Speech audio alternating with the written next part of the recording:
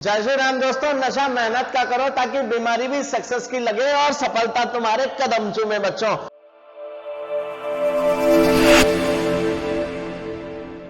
बच्चों, Shri Ram institute of competition के YouTube channel में आपका स्वागत है। बात करने जा रहे हैं भारत के स्वतंत्रता संघर्ष की, भारत के स्वतंत्रता संग्राम की, भारत की आजादी के लिए जिन वीर महापुरुषों ने विभिन्न प्रकार की विभिन्न संस्थाओं की स्थापना करी, क्या क्या उन्होंने हमारी आजादी के लिए किया, कितने उन्होंने पल पल दुनिया भर के जख्म खाए, कितने डंडे खाए, कितनी परेशानियों का सामना करना पड़ा, किन किन आंदोलनों को चलाने में क्या क्या दिक्कतें आई, किन आंदोलनों को किसने स्थापित किया और किन आंदोलनों को अंग्रेजी सरकार ने दबाने के लिए क्या क्या प्रयत्न करे।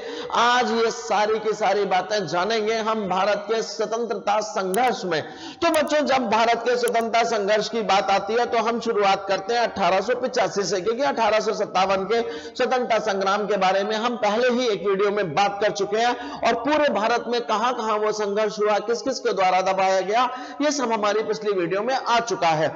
आज हम बात करते हैं 1885 से जब कांग्रेस की स्थापना हुई। तो बच्चों, भारतीय राष्ट्रीय कांग्रेस की स्थापना 1885 में हुई। बच्चों, भारतीय राष्ट्रीय कांग्रेस की स्थापना कराई A.O. ह्यूम ने।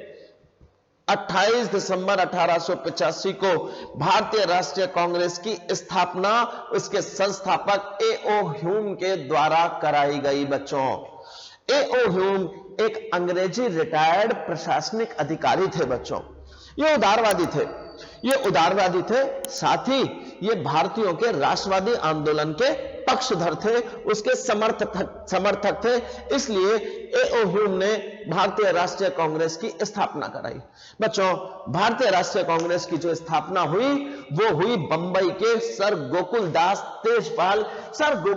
तेजपाल संस्कृत कॉलेज में। बच्चों, उसके आंगन में ये स्थापना हुई और बच्चों W.C. बैनर्जी यानी व्योमेश चंद्र बैनर्जी इसके सबसे पहले अध्यक्ष बने। बच्चों, भारतीय राष्ट्रीय कांग्रेस के पहले अधिवेशन में इसकी राष्ट्रवादी संस्था की स्थापना होती है। संस्थापक A.O. ह्यूम और पहले अध्यक्ष कौन? W.C. बैनर्जी यानी व्योमेश चंद्र बैनर्जी।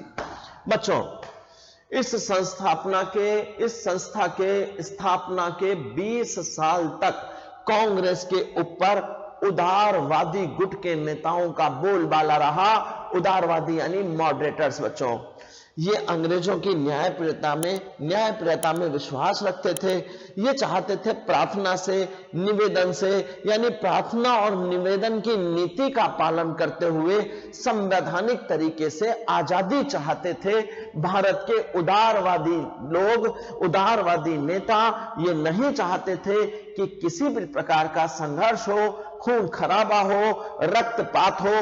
तो ये अंग्रेजों की न्यायप्रियता में विश्वास रखते हुए प्रार्थना और निवेदन की नीति की पालन करना चाहते थे और संवैधानिक तरीकों से ये आजादी पाना चाहते थे। अब मैं आपको बता दूं कांग्रेस के उदारवादी नेताओं के मुख्य नाम कौन कौन से थे। बच्चों, इनमें सबसे पहले बात थी दादा भाई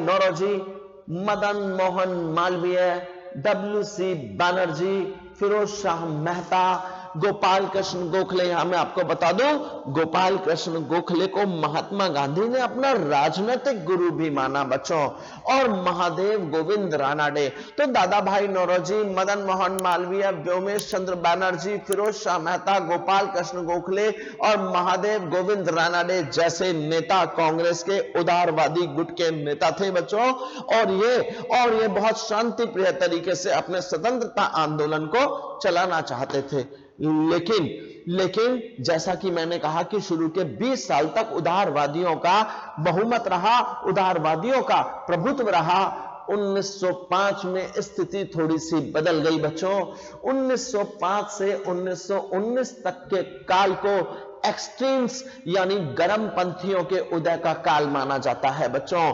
1905 से 1919 तक का काल गर्मपंथियों के उदय का काल माना जाता है। और इन गर्मपंथी नेताओं की यह धारणा थी कि आजादी प्रार्थना से नहीं मिलेगी, आजादी निवेदन से नहीं मिलेगी, कब तक हम प्रार्थना और निवेदन की भीख मांगे, इस भीख से हमें आजादी हासिल नहीं होगी। और अगर हमें आजादी चाहिए तो हमें आजादी के लिए सशस्त्र संघर्ष करना पड़ेगा। अंग्रेज इतनी आसानी से प्रार्थना और निवेदन के तरीके से हमें आजादी तो देने से रहे, इसलिए हमें सशस्त्र संघर्ष करना पड़ेगा। यह किसका विचार था? उग्रवादियों दल का, उग्रवादी दल या गरमवादी दल का या एक्सट्रीमिस्ट्स का यह विचारधारा थी। नरमपंथी जहां बड़े प्यार से निवेदन की नीति अपनाना चाहते थे, लेकिन हमारे जो गरमपंथी दल के नेता थे वो प्रार्थना और निवेदन की भीख मांगने की बजाय सशस्त्र संघर्ष के द्वारा आजादी चाहते थे। बच्चों, गरमपंथी नेताओं में मुख्य रूप से थे लाल बाल पाल। लाल बाल पाल बोले तो लाला लाजपत राय, विपिन चंद्र पाल और बाल गंगाधर तिलक। बच्चों, इन्हें लाल बाल पाल के नाम से जाना गया। इसके अलावा सुभाष चंद्र बोस भी हमारे गरम दल के नेताओं में से माने जाते हैं, साथ ही अरविंदो घोष भी। अरविंदो घोष आगे चलकर एक आध्यात्मिक गुरु बन जाएंगे और पांडिचेरी में एक आश्रम की स्थापना भी करेंगे जिसका नाम होगा अरबिंदो आश्रम। और साथ ही सुभाष चंद्र बोस के बारे में हम आप बहुत अच्छे से जानते हैं कि आजाद हिंद फौज के जो मुख्य रूप से प्रेरणादायक रहेंगे वो सुभाष चंद्र बोस भी रहेंगे। कैप्टन मोहन सिंह के साथ मिलकर ये बहुत मेहनत के साथ आजाद हिंद फौज को ऊंचाइयों तक पहुंचाएंगे। बच्चों, तो बच्चों, कांग्रेस के गरमपंथी दल के नेता ये थे सभी। चलिए, उदारवादी नेताओं ने 1886 में एक लोक सेवा आयोग की नियुक्ति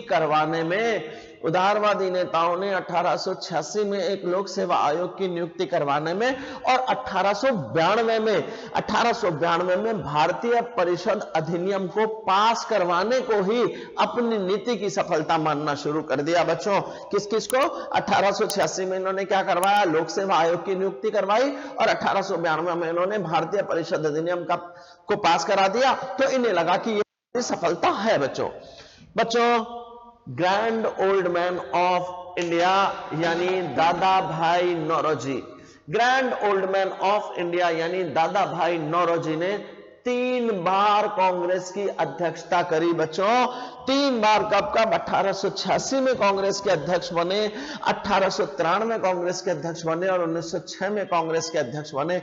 बच्चों, इन्हें भारत का वयोवृद्ध पुरुष कहा जाता था। Dadabhai Naoroji, the grand old man of India, को भारत का वयोवृद्ध पुरुष कहा जाता था।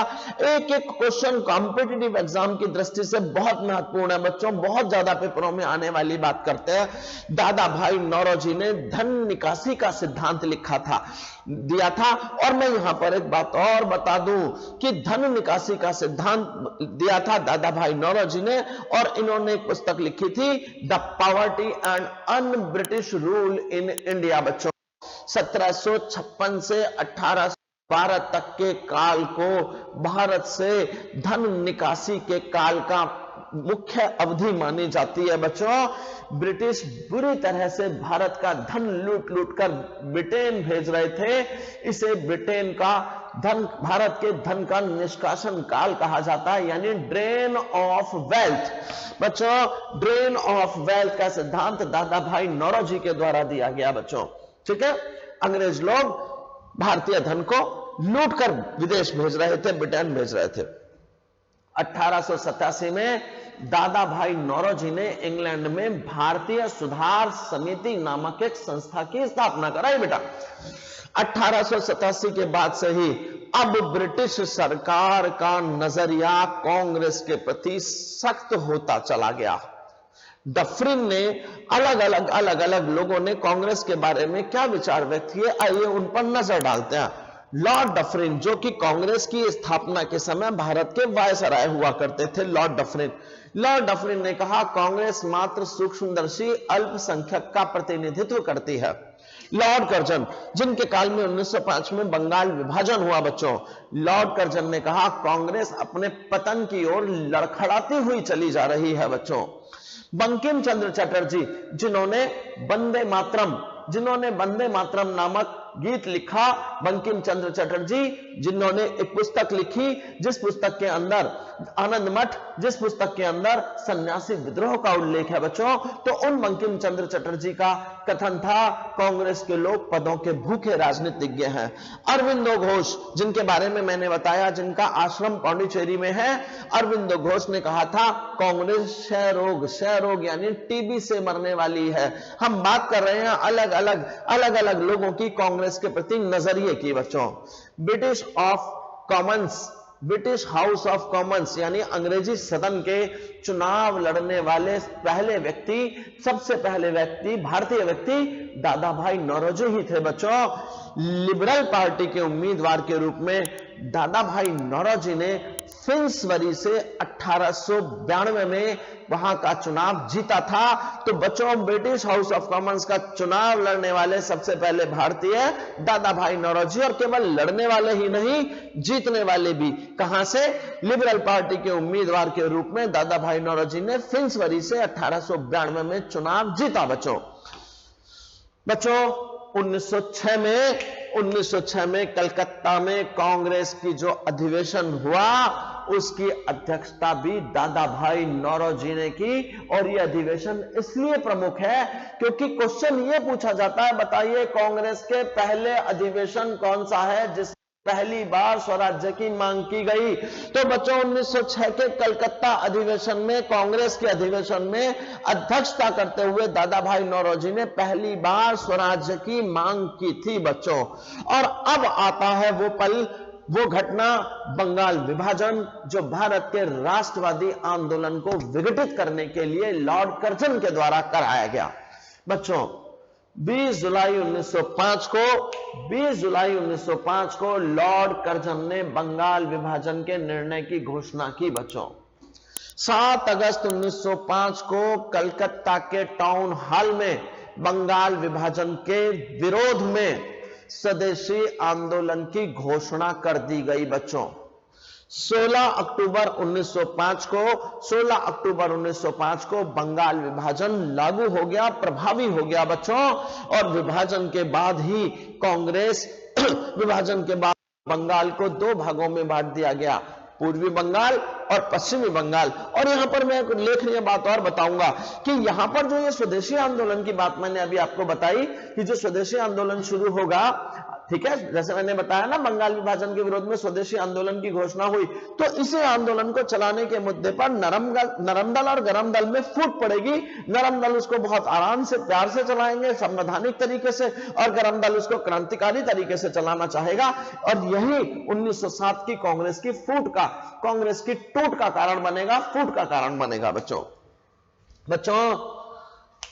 बंगाल विभाजन लागू होने के दिन ही 16 अक्टूबर 1905 को पूरे बंगाल में शोक दिवस मनाया गया बच्चों। पूरे बंगाल में चारों तरफ शोक की लहर दौड़ पड़ी, विरोध शुरू हो गए बच्चों। भारतीय राष्ट्रवादी चेतना का केंद्र बनकर बंगाल पूरे दमखम के साथ उभर रहा था, और इन्होंने उसी बंगाल को विभाजित कर दिया बच्चों। भारतीय राष्ट्रीय चेतना पर कुठाराघात करने के लिए, हमला करने के लिए, चोट करने के लिए अंग्रेजों ने सांप्रदायिक नीति अपनाते हुए हिंदू मुस्लिम बहुल क्षेत्रों को ध्यान में रखते हुए कर्जन ने बंगाल का विभाजन कर दिया, बंगाल को 2 टुकड़ों में बांट दिया, पूर्वी बंगाल और पश्चिमी बंगाल बच्चों। लेकिन इसके दूरगामी प्रभाव पड़े बच्चों। इसमें बंगाल ही नहीं, पूरा देश राष्ट्रवादी विरोध की अग्नि में तपने लगा बच्चों। स्वदेशी और स्वराज आंदोलन जोर पकड़ने लगा बच्चों। वंदे मातरम, बंगाल एक है, हमें विभाजन नहीं चाहिए, ये नारे पूरे बंगाल में गूंज लगे बच्चों। और इन नारों की गूंज पूरे के पूरे भारत में, पूरे देश में सुनाई देने लगी। चारों तरफ विरोध की लहर दौड़ गई। वंदे मातरम, बंगाल एक है, ठीक है, विभाजन नहीं चाहिए, इन नारों ने जनता को, क्रांति को बहुत तेजी के साथ बढ़ाने का कार्य किया बच्चों। ठीक है। बंगाल विभाजन के प्रतिक्रिया स्वरूप कलकत्ता के टाउन हॉल में स्वदेशी के साथ साथ बहिष्कार आंदोलन की भी घोषणा की गई बच्चों। 1905 में कांग्रेस के बनारस अधिवेशन में गोपाल कृष्ण गोखले, जी हां गोपाल कृष्ण गोखले, जो कि महात्मा गांधी के राजनीतिक गुरु कहलाते हैं बच्चों, 1905 में कांग्रेस के बनारस अधिवेशन में गोपाल कृष्ण गोखले ने स्वदेशी की नींव रखी थी बच्चों। स्वदेशी आंदोलन का विचार सबसे पहले कृष्ण कुमार मित्र ने अपनी पत्र संजीवनी में 1905 में प्रस्तुत किया गया था। क्वेश्चन इस तरह से आते हैं कि बताइए सबसे पहले स्वदेशी आंदोलन का विचार किसके द्वारा आया? किसके द्वारा आया? कृष्ण कुमार मित्र के द्वारा आया। किस पत्र के द्वारा आया? संजीवनी नामक पत्र के द्वारा आया। 1905 में आया बच्चों। स्वदेशी में भारतीयों से अपने ही देश में निर्मित वस्तुओं का उपयोग करने के लिए बात की गई और विदेशी वस्तुओं के बहिष्कार करने की बात की गई बच्चों। अब इसके बाद बात करते हैं कलकत्ता अधिवेशन की, जहां पर स्वराज की मांग की गई बच्चों। 1906 में कांग्रेस के कलकत्ता अधिवेशन में 1906 के कांग्रेस के कलकत्ता अधिवेशन में बंग भंग से व्यथित होकर अधिवेशन की अध्यक्षता कर रहे Dadabhai Naoroji, the grand old man of India, Dadabhai Naoroji ने स्वराज की मांग रखी उन्होंने बच्चों। अब बात आती है वो अधिवेशन जिसमें कांग्रेस दो दलों में टूट गई। वो अधिवेशन हुआ 1907 में सूरत में।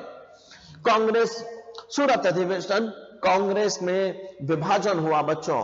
1907 के सूरत अधिवेशन में स्वदेशी आंदोलन को चलाने के तरीके को लेकर कांग्रेस दो भागों में बंट गई, एक गरम दल और एक नरम दल बच्चों।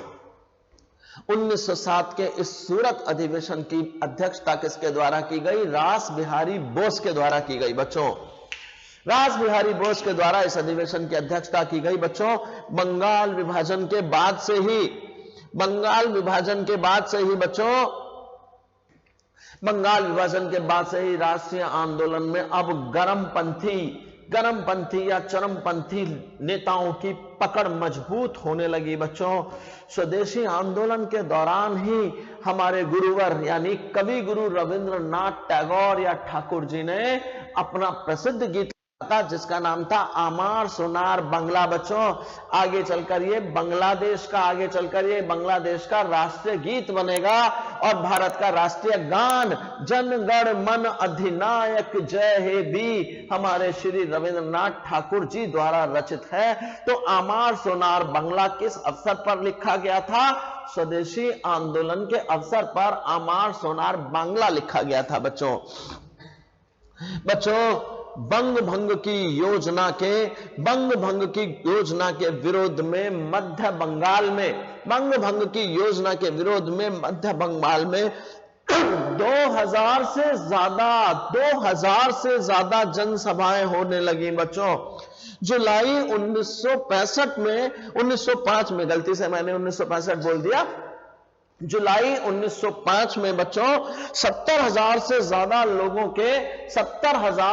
लोगों के हस्ताक्षर वाले आवेदन पत्र देकर सरकार से यह कहा गया कि भाई आप बंग भंग की योजना को समाप्त कर दो। बच्चों 2000 से ज्यादा जन सभाएं हुई और 70,000 से ज्यादा लोगों ने हस्ताक्षर करके सरकार से यह कहा कि इस बंग भंग को रद्द कर दिया जाना है बच्चों। 7 अगस्त 1905 को कलकत्ता के टाउन हॉल में एक की जगह 3 सभा की गई बच्चों, जिसमें टाउन हॉल सभा में अंग्रेजी माल के बहिष्कार का संकल्प लिया। 28 सितंबर को कालीघाट मंदिर में संकल्प को दोहराया गया बच्चों और 16 अक्टूबर 1905 को रविंद्रनाथ टैगोर के बुलाने पर, उनके आह्वान पर राखी दिवस मनाया गया बच्चों। यानी बंगाल विभाजन के लिए बहुत ज्यादा संघर्ष और विरोध भारतीयों के द्वारा किया जा रहा है बच्चों। 1905-1906 में आंदोलन के कारण बंगाल में बच्चों विदेशी नमक की खपत में 1,40,000 मन की कमी आ गई, क्योंकि भारतीय लोगों ने विदेशी वस्तु और विदेशी चीजों का बहिष्कार करना शुरू कर दिया।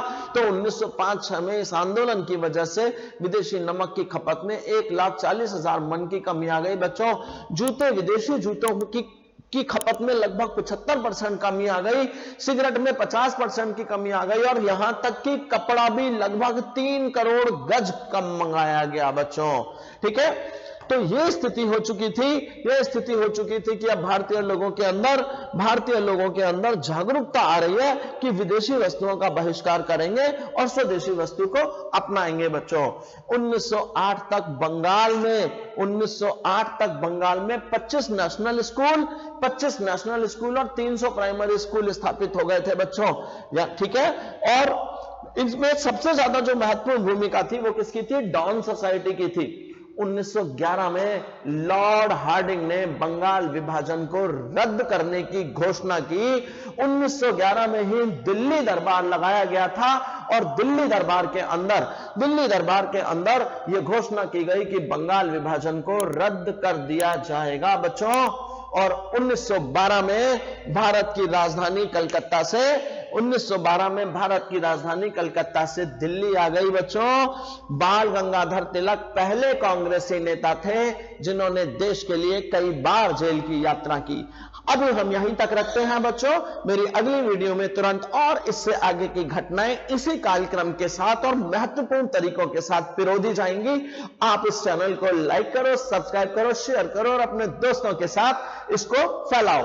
जय श्री राम दोस्तों, जल्द ही मिलते हैं अगली वीडियो में।